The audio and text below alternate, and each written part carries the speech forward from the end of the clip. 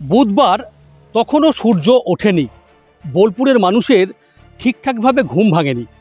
আমি যেখানে রয়েছি এই মুহূর্তে দাঁড়িয়ে বীরভূমের বোলপুর থানার অন্তর্গত পুরসভার অন্তর্গত 17 নম্বর ওয়ার্ড বিবেকানন্দ পল্লী ক্যানেল পার সেই অঞ্চলে রয়েছি এবং এখানে আমার ঠিক পিছনে যে মাচা দেখতে পাচ্ছেন, এই মাচাতেই স্থানীয় একজন যুবক নাম রোহিত সাউ, তার গলায় ফাঁস দেওয়া, শরীরে ক্ষতবিক্ষত চিহ্ন, দেহ পড়ে থাকতে দেখে স্থানীয় বাসিন্দারা।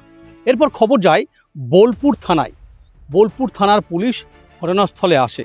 অবশ্যই এই রোহিত সাউ নিহত যুবক, সে আত্মহত্যা করতে পারে না, তাকে খুন করা হয়েছে এবং ষড়যন্ত্রভাবে বৃহত্তর ষড়যন্ত্র কাজ করে তাকে খুন করা হয়েছে, এমনটাই দাবি করেছে নিহত যুবক রোহিত সাউয়ের পরিবার।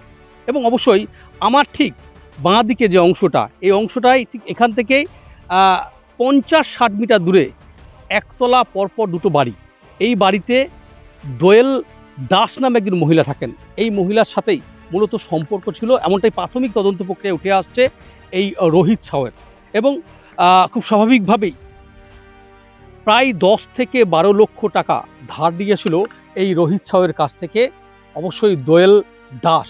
এবং আমরা বুধবার দেখেছিলাম, বিশেষ করে নিহত যুবকের পরিজন, এখানকার যারা বাসিন্দারা, তারা অভিযোগ করেছিলেন এই দোয়েল দাস এবং তার পরিবার ষড়যন্ত্র করে মূলত খুন করেছে এই রোহিত সাউকে। খুব স্বাভাবিকভাবেই অভিযুক্তদের কঠোর শাস্তির দাবি তুলে তার বাড়িতে কিন্তু চড়াও হয়। রীতিমতো উত্তেজনা এবং উত্তপ্ত পরিবেশ তৈরি হয়। পরবর্তী পর্যায়ে আমরা দেখি বোলপুরের এসডিপিও রিকি আগরওয়ালের নেতৃত্বে বিশাল পুলিশ বাহিনী এসে সেই দোয়েল দাস এবং তার পরিবারকে এখান থেকে উদ্ধার করে। পরবর্তী পর্যায়ে বোলপুর থানার পুলিশ জানতে পারছি যে দোয়েল দাস সহ মোট 5 জনকে গ্রেপ্তার করেছে।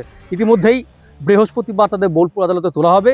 তদন্তের স্বার্থে তাদেরকে রিমাইন্ড নিতে পারে বোলপুর থানার পুলিশ, এমনটা জানা যাচ্ছে। অবশ্যই বৃহস্পতিবার সকালে রোহিত সাউ সে কি আত্মহত্যা করেছে নাকি তাকে ষড়যন্ত্র করে খুন করা হয়েছে, এই বিষয়টি দিনের আলোর মতো পরিষ্কার করতে আমরা দেখলাম যে দুর্গাপুর থেকে ফরেনসিকের 3 সদস্যের একটি প্রতিনিধি দল তারা এলেন। প্রায় 1-1.5 ঘন্টা ধরে প্রথমে ঘটনাস্থল আমার ঠিক পিছনে যে পুকুর পাড়ের মাচা, এই মাচা থেকে তারা বিভিন্ন চতুর্দিকে তারা ক্যামেরায় ছবি তুললেন, এখানকার ছবি, ভিডিও, স্টিল ছবি তারা তুললেন। তোলার পর তারা এখান থেকে নমুনা সংগ্রহ করলেন এবং ফুটিয়ে নাটিয়ে বোলপুর থানা তদন্তকারী অফিসার পার্থসারথী মণ্ডল সহ সকলে কিন্তু তদন্ত চালালেন। এবং এই ঘটনাস্থল থেকে, এই মাচা থেকে চলে গেলেন সরাসরি অভিযুক্তদের বাড়ি, অর্থাৎ দোয়েল দাসের বাড়ি। সেখানেও মূলত ছবি তোলা, নমুনা সংগ্রহ করা সবটাই কিন্তু তারা সারলেন তদন্তের স্বার্থে। এবং অবশ্যই ফরেনসিকের টিমে যারা সদস্যরা তারা বললেন যে তদন্ত শুরু হয়েছে, আগামী দিনে এটা নিষ্পত্তি হবে। অবশ্যই এই ঘটনার মূল কারণ কি? রোহিত সাউ, তাকে শুধুমাত্র সে 12 লক্ষ টাকা বকেয়া পেত, সেটা চাওয়ার জন্যই তাকে প্রথমে নেশার কিছু দ্রব্য খাইয়ে দিয়ে তাকে নৃশংসভাবে মেরে তারপরে কি তার দেহ এখানে ঝুলিয়ে দেওয়ায়, মাছাতে পুকুর পাড়ে ঝুলিয়ে দিয়ে আত্মহত্যার রূপ দিতে চেয়েছিল অভিযুক্তরা? এটাই এখন সবচেয়ে বড় প্রশ্ন।